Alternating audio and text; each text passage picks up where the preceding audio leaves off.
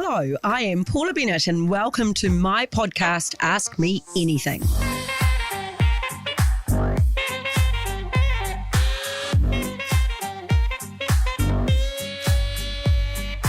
I've gone through plenty of ups and downs in my life and have learned a lot along the way. But now that I've got a midlife crisis reinvention under my belt, I know it's never too late to learn something new. That's why on this podcast, I'm going to be talking to Kiwis from all walks of life to hear about how they got to where they are and get some advice and guidance on some of life's biggest questions. My guest today is the outgoing Mayor of Auckland, Phil Goff. Phil has spent the last 41 years in public service. He first became a Member of Parliament in 1981. In his time as an MP, he has served as a senior minister in the 5th Labour government, handling portfolios like justice, we'll all remember foreign affairs and trade and defence. He was also the leader of the Labour Party and leader of the opposition. Phil left Parliament in 2016 and was elected as Mayor of Auckland, a role which he has now held for 2 terms. Earlier this year, Phil announced he was stepping down as Mayor and not seeking re-election. He's now in his last week of the job and he joins me. Hi, Phil. Hi, Paula.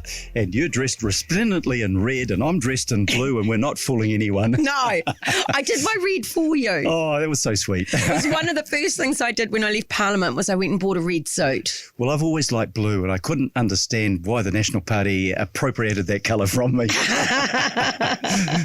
Okay, I imagine you're pretty good with rules, Phil. So there's 2 in this podcast. First is I can ask you anything, but you don't have to answer. But as a politician, you're probably pretty good at that. Oh, that's a misapprehension, isn't it? That's not true. Yeah. And the second is that we just do no judgy and we're not into gotcha and it's just have a bit of fun. No, good as gold. Okay, quick fire questions to kick it off. Favourite book when you were a child? It was a book called The Swiss Family Robinson, and my mum used to read it to me, and I look forward to it every night. Go to bed and mum would read another few pages, and it was about a family like Robinson Crusoe, but they were shipwrecked on an island. And for a kid, that was really exciting. Adventure, eh? Yeah, I must try and track that book down and read it again as an adult and see what I think. But I always remember that and used to read myself to my kids, and my wife did a lot of that, and it's so important. Yeah, it's a way of bonding with your kids. Yeah, I remember the book. The book. You remember it too? I do. Wow. I absolutely, because it was such an adventure. You're on an island, and what they did to survive, and the relationships. And okay, so if you could eat one meal for the rest of your life, no calories, what would that be? Sashimi. Oh, really? I love raw fish. Yeah. No, fantastic. I never get enough of it. And it's not cheap, but I do a bit of fishing myself. So occasionally I can make my own and catch my own. Do you have a party trick, Phil? Like party? Not a Labour Party trick, like a party trick? No. Are you not really a partier? Look, I don't mind parties, but politics knocks the partying out of you, I thought. Not for you, maybe, but... I've rediscovered it. You get too serious in politics, really, and I, as you will have found yourself, when I go out to a party, people come and ask you questions, and it's kind of, this is a great chance. We'll get next to them and we'll tell them what we think about this and ask them about that. We're going to get into it shortly, but I almost feel like it's worse as mayor than it would be as an MP. Very much more local. I've been known to pull up just up the road there at a traffic lights on Hobson Street, and the car next to me will wind down their passenger window and start a conversation. And the lights have changed colour, and look, I'm sorry. And drive off. So, you're committed. No, okay. Local is local. Here's the big question. Who has been your favourite Prime Minister or leader? Yeah, probably, I think Jacinda, because I knew her from when she was just out of university. I gave her first job out of university. I was at the airport just this week. I was on the way down to the Queen's Memorial Service, and she'd just arrived back on that 17.5-hour flight from New York. And I know what it feels like when you've done a flight like that. And we were in the lounge, and she came over and said hello, gave me a hug, etc. And then there was a stream of people coming up to do selfies. And you imagine what you feel like after that time. You say, oh, sod off. No, she was warm and welcoming of them. I just thought that was authentic, I say to people, put politics aside, she was a relatively young woman when she became the Prime Minister. It happened really quickly. And man, did she step up and into it. Oh, it was fantastic. Because if you'd asked me a year before, I would have said, I don't know if she is leadership material. No, but man, when she got it, she stepped up and into, and you can't can't deny just how much she did. It was incredible how much she stepped up, because she didn't seek the position, which is kind of unusual. Usually if you're going to be Prime Minister or Leader of the Opposition, you plan for it. Yeah. She kind of was a reluctant person, genuinely, but she did. I always thought she was a very talented young woman, but I was blown away by the rapidity with which she picked up those skills. I've watched other Prime Ministers and worked with other Prime Ministers way back to Kirk and Longy and of course Helen Clark and Mike Moore, Geoffrey Palmer. But yeah, she stepped up to the mark far quicker than I've seen any politician on either side of the house. Yeah, I would agree with that. That was impressive. I really would. Yeah.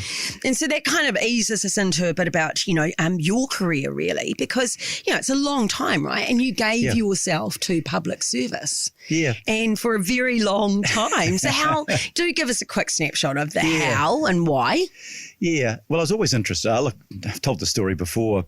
I had a grandmother that I was particularly fond of, an English lady, came across with my granddad in 1921, 22 from England.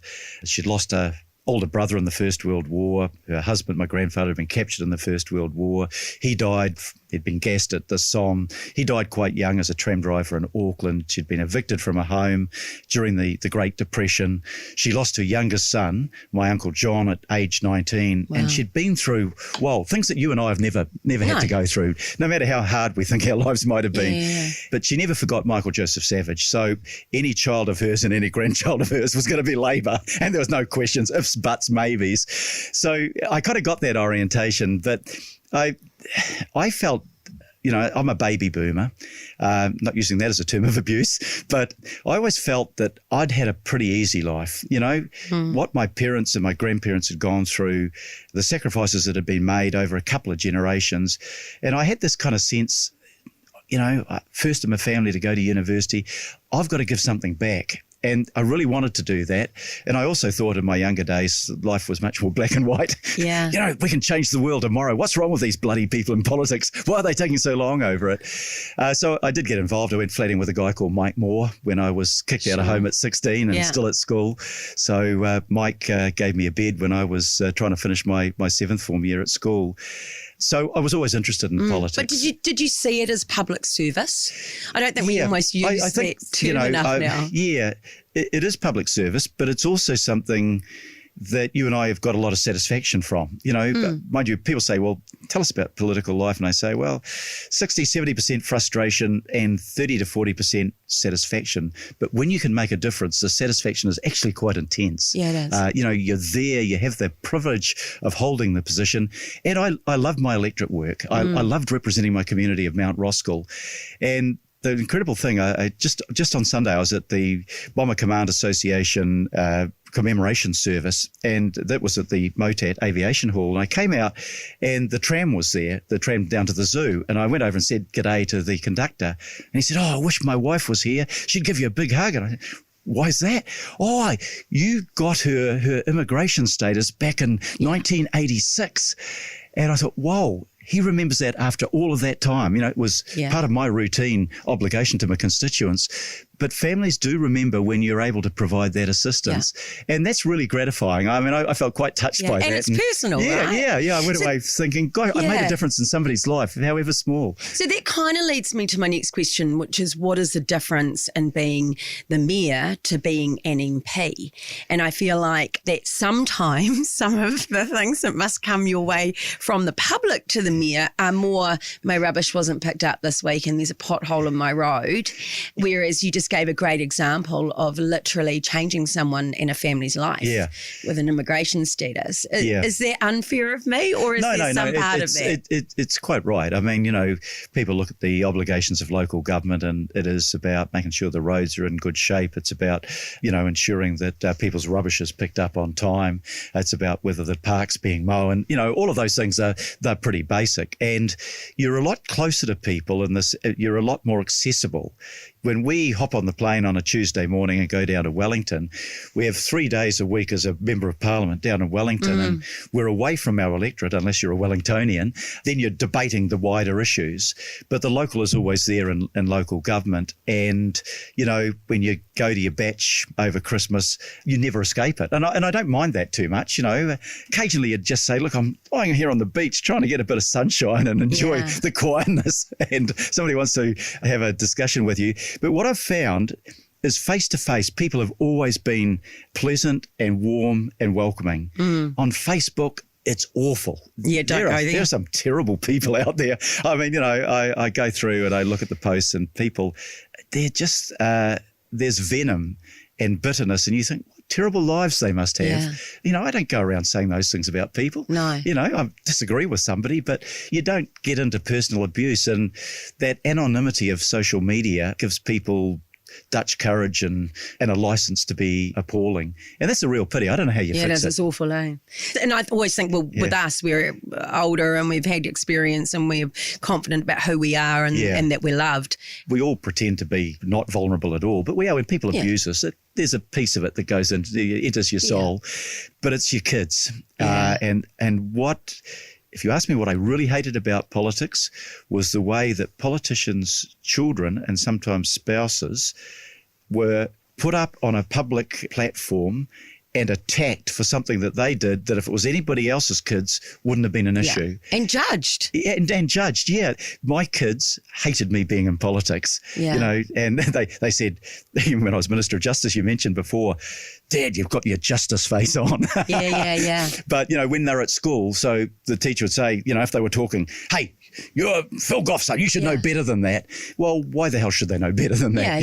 Let them just live their lives. Don't judge them. And I must apply to sports people and all sorts of people. But it is really hard on families. It is. And politics is more polarising, I think. So, I mean, I remember my then 12-year-old literally getting handed a note at intermediate school from another 12-year-old's mother. Yeah. And it was really nasty towards me. And I just went, who gives a 12-year-old a note to take home to your mother? No, that's a shocker. And my parallel story to that is that when my son was at primary school and I was Minister of Education, the teacher used to start off the day by telling him for 5 minutes what his dad was doing right or wrong. Yeah. My wife never told me that, because I'm sure I would have gone along and wanted to punch him in the nose. Yeah. And I just thought, whoa, how dumb can you be?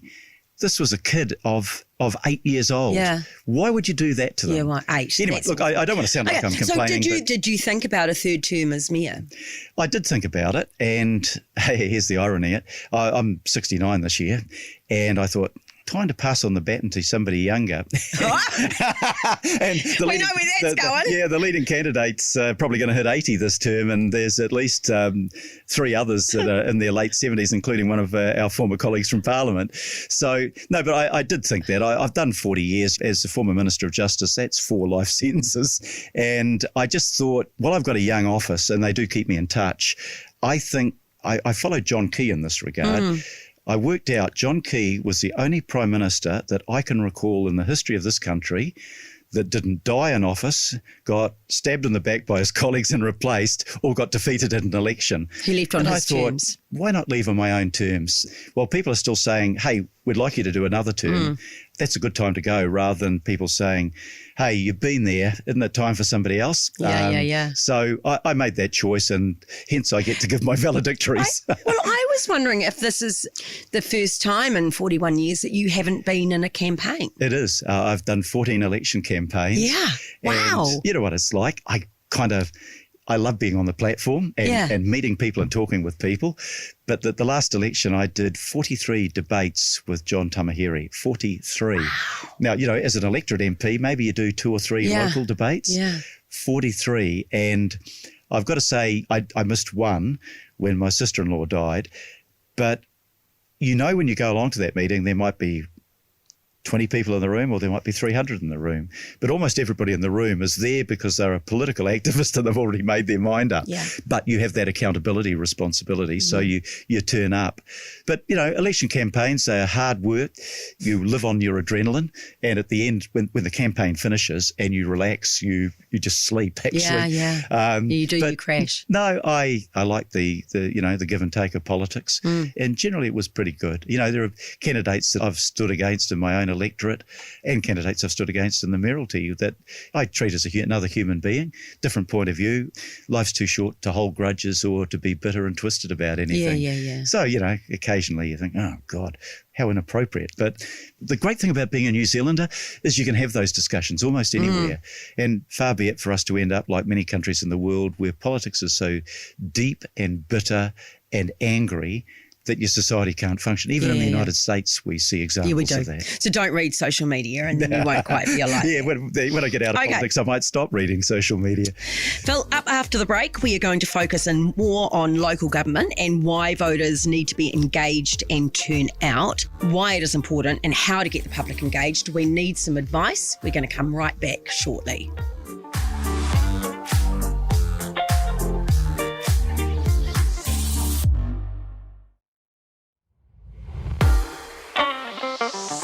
We are now on to our advice segment of the podcast, Phil, and I really want to hone in on local government. There seems to be a lot of apathy. It irritates me so much because, as we've already talked about, people want to engage you on what they think is right and wrong with the city, and yet you sit there and go, what, only around 40% of you have actually even voted? Yeah. This is the time to have their say. Why do you think they're not as engaged in the voting process? Yeah, it is really sad because baby boomer again, a generation of our parents and grandparents died for the right that people are now saying, oh, I can't be bothered. And that is distressing. So why is it? I've thought a lot about this. I don't think I have instant answers, but I have certain thoughts about it. And one is that we have such a centralised system in New Zealand politics that 93% of all public revenue goes to central government. And people aren't silly. They know that central government is the dominant force in politics and it passes legislation and puts out national policy statements and local government is obliged to be subsidiary and to follow that. I think if you devolved more funding and more power to local authorities, then people would actually acknowledge there's a lot more power to do that locally. Now, to do that, if you're a council of, like one of our neighbours, 27,000 people, pretty hard to devolve much in the way of power to a very small authority that has limited professional advice, etc. But we're a super city in Auckland, supposedly. You're 1.7 million. But while we got the status of being a city that was a third of the country's population, we didn't get the real transfer of power that would enable us to make more independent decision making. We are influential, we can make a difference, but that grinding restraint is there that if you rely on your rates income, rates are very sensitive because people pay them in quarterly instalments. I know what rates I pay each year. I don't know what income tax I pay each year. No. That's kind of ironic because you pay a lot more in income tax than you do in rates. So that's one aspect of it, devolution of real authority. Can I just touch on it though? I mean, you wouldn't go down the path though of like America where the local government runs the police force or health or, so really if you went to the big things and the big spending things, which would be around welfare, superannuation, health, and those sorts of ones. I mean, once you carve that out, that's, as you and I both know, that's a big part of that sort of, I don't know, it's about 80 billion now, isn't it? The government spends. It's huge. No, and look, I want to have uniform standards of health and education across the country. Shouldn't depend on your local authorities. God, even half the local authorities that wouldn't consider, more than half, metering the water. And we all know that metering water means that people start to value the commodity and don't waste as much of it, or they won't fluoridate it, even though all the scientific and health evidence is in favour of it. So what would you devolve? I think you devolve the funding. I mean, we have a critical role in local government of placemaking and transport for a while in water, and I've had a disagreement with government about loss of local authority control over water, because particularly again in Auckland, we've already got the scale, the economies of scale and the competence and the professionalism to run our water supplies. But I would devolve some of the funding. So regardless of what colour the political party in power is, in local government you tend to go along with your begging hat and say, I need money for this. So devolution of funding, I've made a few suggestions to governments of both shades. You put GST on our rates. Well, that's fair enough. But why don't you return that GST on the rates to the local authorities? That would give Auckland another $300 million a year, and we'd be able to do a whole lot more of things at the moment we've got to come cap in hand to you about in terms of our transport infrastructure or our water infrastructure or creating our parks or our community amenities. So I think that would make a difference. Second thing, a bit critical of the media in this respect. Some journos are really good and focused, but it's really hard. Most people don't know who their councillors are. The mayor gets a bit of profile, but the councillors don't. So you turn up at you get your voting papers through the mail, of course, in our system, and you say, well, what do I know about this person? Because I haven't seen anything in the media about them.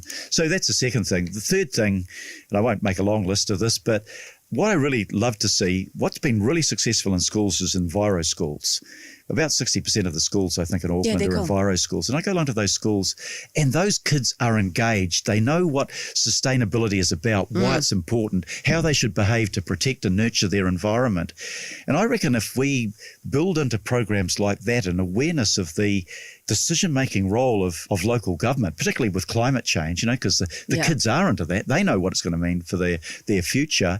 I think you could start to socialise your kids to be more engaged, more involved and more ready to participate, not just by voting, but by engaging with the local council and helping in decision-making. So there's a few odd ideas off the top of my head. A couple from me. So one is, I thought you might mention more transport, because it just seems nonsensical, it always has to me, that central government looks after the highways and the off-ramp, but then it's the local government that actually does the feeder roads into it. And there is often a disconnect. And we've just seen this week with Costco opening off that Northern Western Highway, here we've got no off-ramp because central government didn't do it. And by the way, it's probably my own, so I'm not picking on anyone here, but and then you go, so here's your back roads all completely clogged up that kind of council is responsible for. And that's always just seemed like one of those, look, and I get that a highway obviously has bigger consequences than just for Aucklanders, but it's just never quite made sense to me that is, that I would have thought that's really, money that should be passed I'd out. agree with that. And the example you've used, the North Western Motorway, I remember all that huge work that was done, and it was fantastic, except for one thing. They didn't think of putting a busway on it. And maybe if there was a greater joining up of central and local government at the point that decision-making was made, that mistake wouldn't have happened. I think it's a bit better now. We've got a thing called ATAP. You get lost in acronyms, but it's Auckland Transport Alignment Project. And now central government and Auckland Council work together to determine how much goes into the budget and how it can be spent. So you can join up central and local government a whole lot better. But transport's a great example. Transport and environment and water and waste, four quintessential areas where local government can be a leading force in that. But, I wanted to get rid of plastic bags 6 years ago.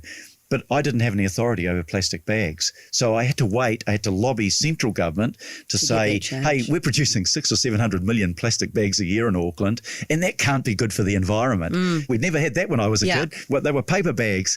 And we finally got the change. But that's an area of devolution where you could say, well, give the local authority a bit more power in that area. Can I pick up on, and probably I looked at it really closely when I was Minister of Local Government, because, again, that low number of people coming out to vote really, really bugs me. I looked at the process, because here's someone who is as engaged as I am in voting and believes in democracy is strong. Yet I look at that swathe of papers sitting on my bench and it looks so daunting. And, all my family are out there, and so they're all going, well, what do we do, Paula? And I'm going, even if you just vote for the mayor and the councillor, do vote for someone, and I'd love you to vote for everyone, but if you don't feel confident in doing that. But then we're not ready for online. We've seen that fail overseas. But I think the process of how we vote, or how much we're expected to do, and I get it's cost prohibitive to look at other things, but I don't know what you think. I'm agreeing with you too much tonight. Look, I absolutely agree. I used to get, and I count myself as reasonably well informed politically, I'd get the list of the District Health Board. One, I never saw anything in the media to know what the District Health Board ever did or whether it made a difference. And two, while I'm reasonably well connected, I might know one or two names on that, but the others were a total mystery.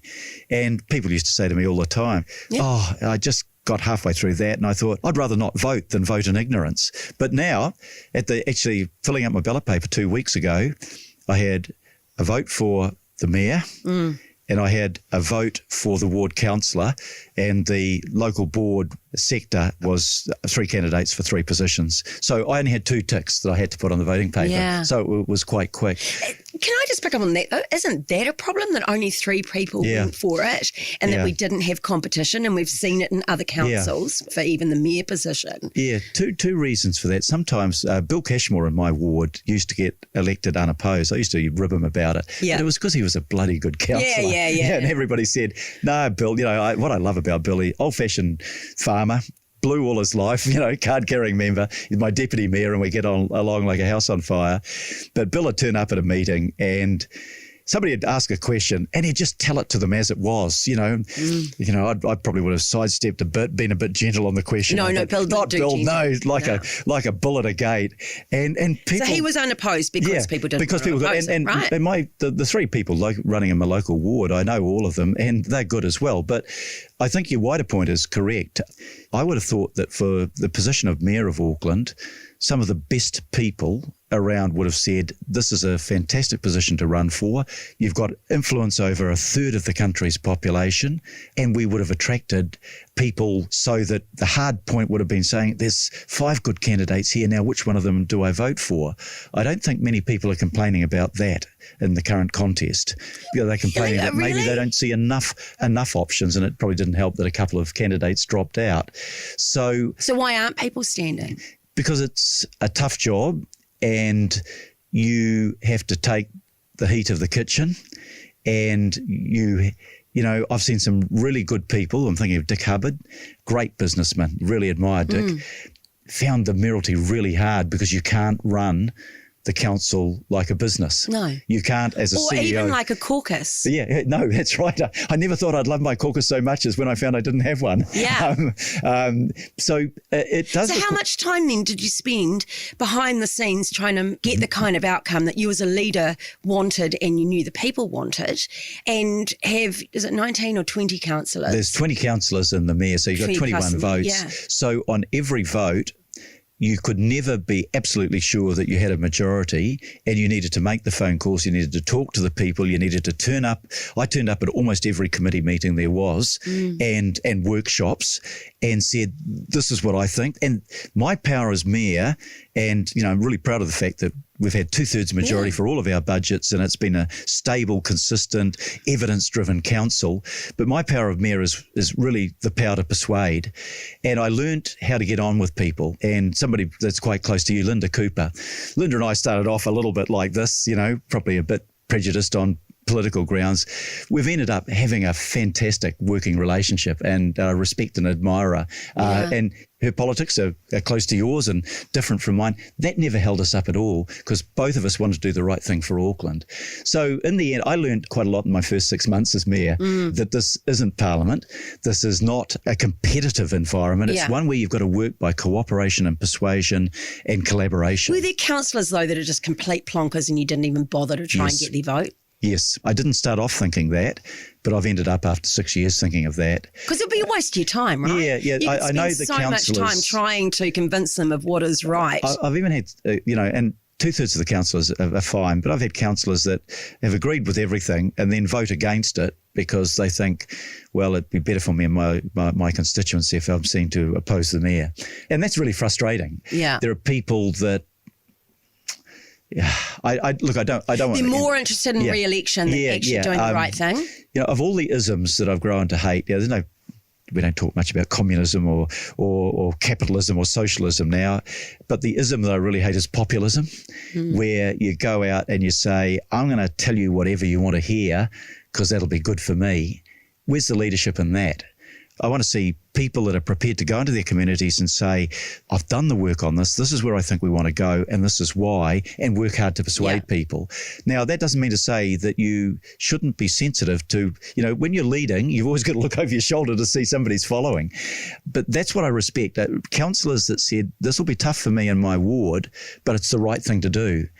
I admire political courage, and I have disdain for populism where you don't have the courage of your convictions and you don't even know, well, you don't support where the evidence should lead you, and you know the evidence should lead you there. So it's a shame that happens, but that's life. Yeah, that is life. You live with it. I mean, I agree with wards and it being run like that because, to be fair, you wouldn't want 20 Westies. I don't know. I love the Westies. Yeah. But just as you wouldn't want 20 people from any one, particular place, right, within Auckland. But do some get so caught up in their own ward and what they think they want that they're not actually, was the purpose of the super city, which was to see it as a whole as well. It doesn't have to be that's a very good point. You're elected effectively as a regional councillor, but all of us, my constituency is the whole city, so it's not a problem for me. But if there's something affecting your ward, people expect you to stand up and advocate for it, and I'm comfortable with that. That's not a problem. Most councillors do know how to be regional councillors, but some don't. Yeah. Now, the other, the Royal Commission, I think, wanted to have a slightly different system where you were elected at large. But when we had that in Auckland City, guess what? All the councillors came from one part of the city, which was the east. And the good thing about wards is that I've got a representative council that represent north, south, west and east and central. And so I wouldn't change from the ward system, but I would expect, like you and I, we would represent our electorates in Parliament, same. but we understood that there were wider issues. And that requires a degree of political maturity that most of my councillors actually have, but probably some don't. Yeah. And that is important. I was going to say exactly the same thing. Like you would discover it in central politics as well, which often we'd be debating something and someone would look at me and go, well, you're quiet. And I go, because Westies don't give a damn. Honestly, it's not going to affect their lives. Yeah. They're not that interested. Yeah. This feels like a waste of my time as well, but I get that we've got to do it. You know what I mean? Let's move on. So I do think there is a nice cross. I'd love your opinion on the CCO structure. And I was someone that was part of that cabinet that established it, but it is a good time to kind of look at that, and there's a lot of frustration from Aucklanders at times, and equally, as you say, I know quite a few councillors personally, and they'll say there's some frustration for them at times as well. I've disestablished a couple of them that I thought weren't working and amalgamated two of them, but the CCO system, as you know better than most because you were in government at the time, was set up because if councillors were controlling every aspect of water, of transport, etc., they'd get bogged down in the details. They'd want to start making operational decisions that are best made by people that are running the operations. And what the purpose of it was that we would work at a strategic level and would leave the CCOs to carry out the broad strategies that we put in place and working within our long-term plan, our 10-year budget.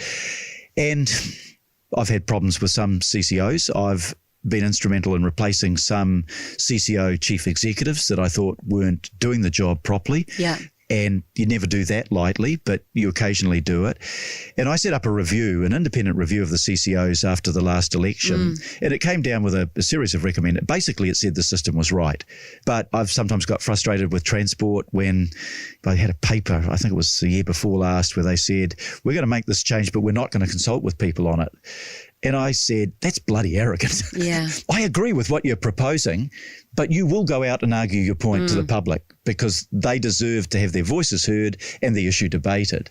So from time to time, I've cracked the whip. One time with one of the organisations that I've now amalgamated, they were going to put $500,000 into a boxing promotion, and the boxing match was already coming to Auckland. So it was going to add nothing. Yeah. And what the hell are you spending $500,000 of the ratepayers' money But were they accountable to you, Phil? Or because is that an unintended consequence of that CCO structure? And you're right, so we try and put experts in, but is one of the failures of it that there's not that accountability back to ratepayers and back to the citizens of this awesome city? Well, partly it's on the mayor because you learn as you go along and you learn how these organisations are running and you learn to ask the right questions. And I've had a few years in Parliament, select committees and all of that sort of thing. But we have set up in this term a CCO oversight committee chaired by Bill Cashmore and co-chaired, deputy chair is Angela Dalton, both really good councillors. And I think we are seeing more accountability. Ports was a different area because they're not a council-controlled organisation, but we own them. Yeah. But the Ports Companies Act says they make the operational decisions and they do it on a commercial basis, and that's fine. They are a commercial operation. But I found that they were doing some things that I found utterly unacceptable. Health and safety, I was appalled at what I was reading from WorkSafe and Maritime New Zealand on it. And in the end, I replaced the board and by so doing, replace the chief executive.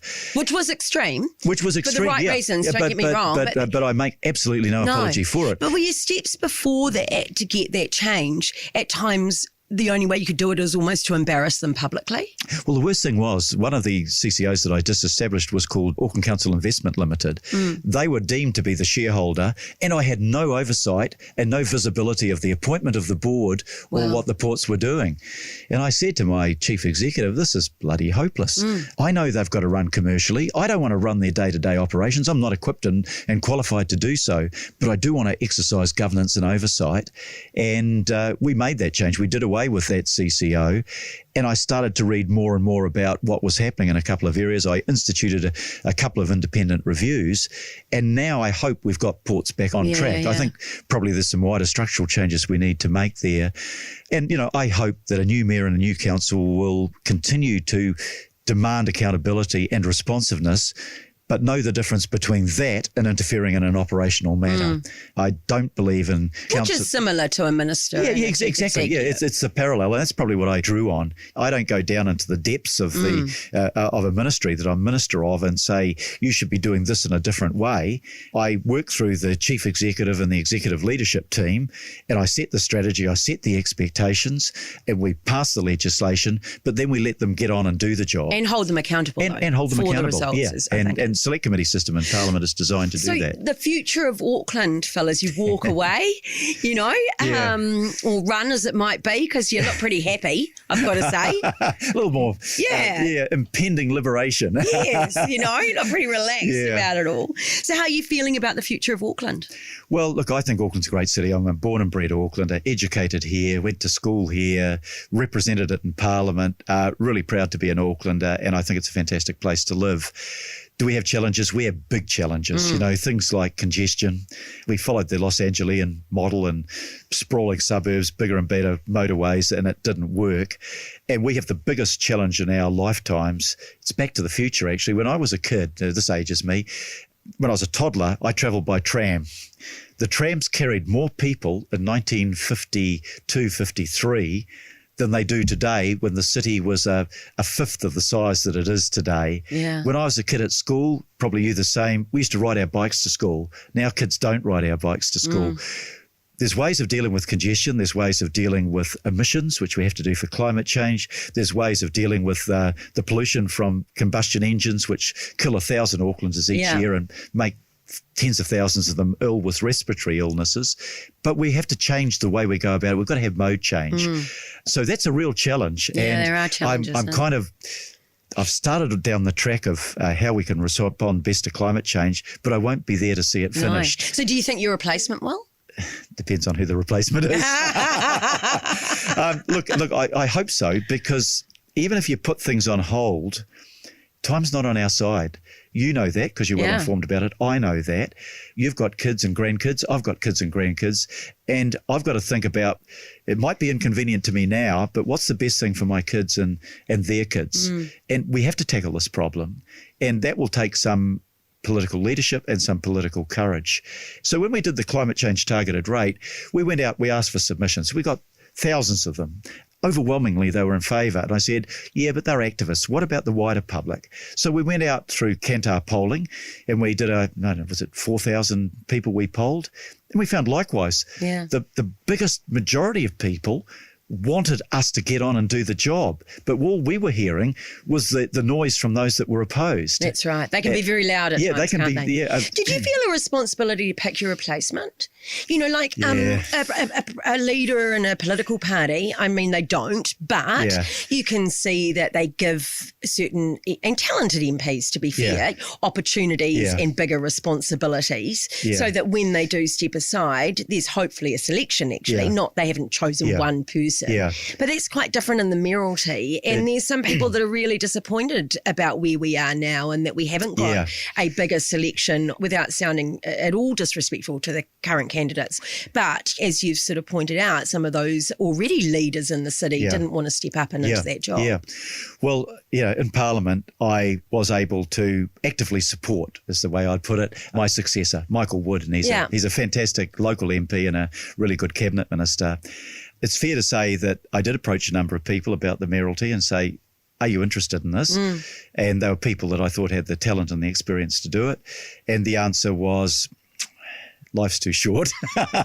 And look, I could have got involved a whole lot more in the campaign, and yet I thought, it's not for me as elected mayor. Okay, I've got a mandate to do what I'm doing, but I don't have a mandate to try to tell people who they should vote in as my successor. So I've been a bit coy and a bit reluctant about that. I've said quite openly who I'm going to vote for because, well, why beat around the bush? I've made my decision and people want to know why I made that decision. New Zealanders should do more of that, by the way. We're a bit too shy in that one, I wasn't going to say, no, it's a private matter. Yeah. But I haven't gone out. I mean, at times I've been tempted to go out and campaign and say, this is what I know about the respective candidates. But it didn't feel right to do that. It felt like I was trying to bias the decision and had an arrogant view that I should be able to tell people who my successor should be. And I've been very careful not to do that. In an ideal democracy, you'd say the hard part about this selection is knowing who's best. Yeah.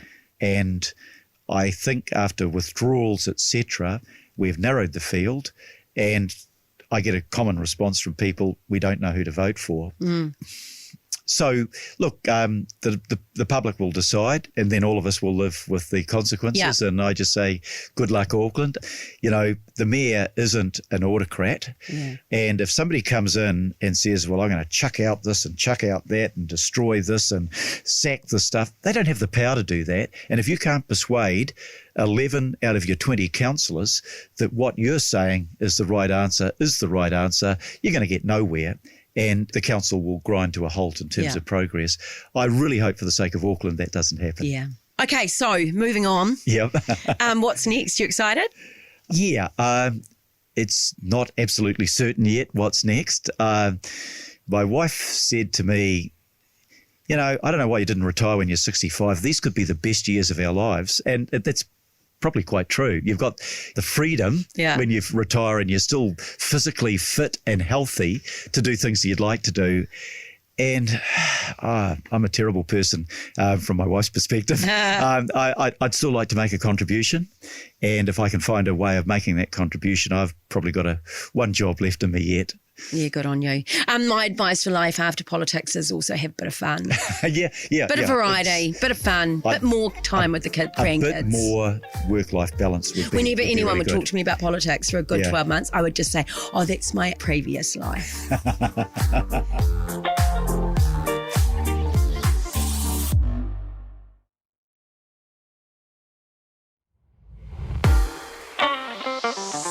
The podcast is called Ask Me Anything. I've done a lot of asking. Here's your chance to ask me anything you might want to, Phil.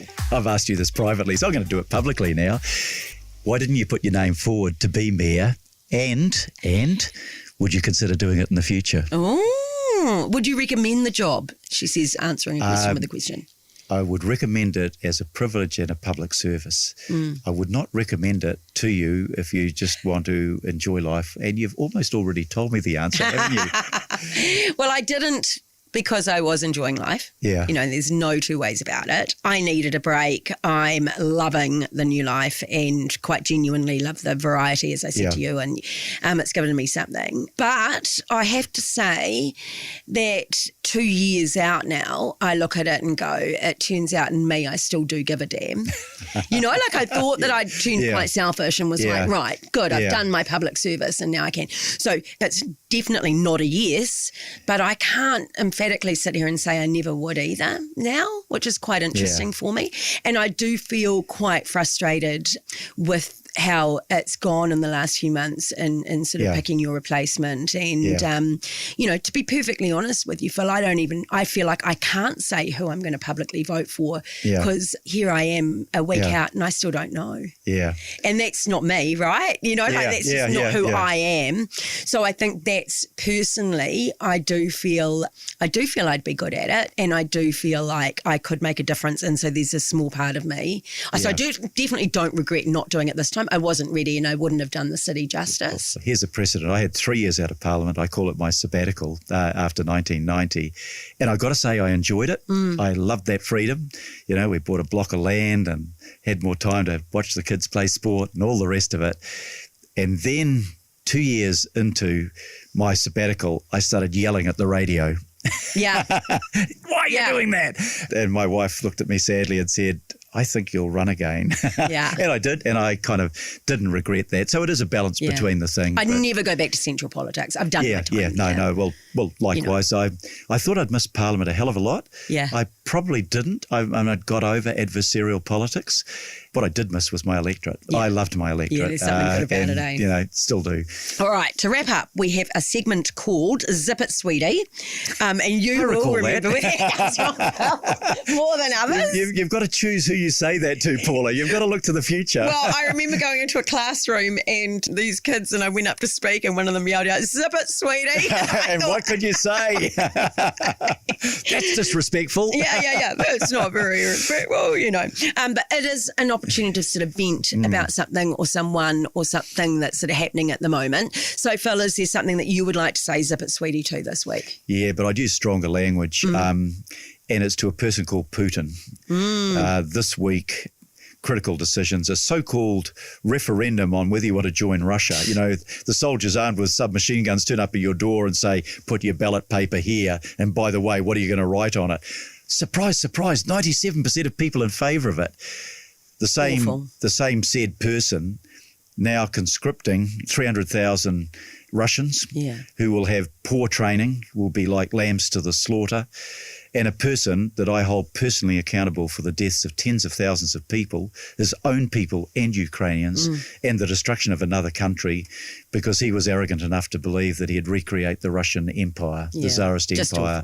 I hate that. Yeah. That reminds me of Hitler and Sudetenland, and I'm kind of angry enough if I was a bit younger and trained militarily to pick up a gun and say, I'm going to fight against that. That's tyranny. That's what my father and my grandfather fought against.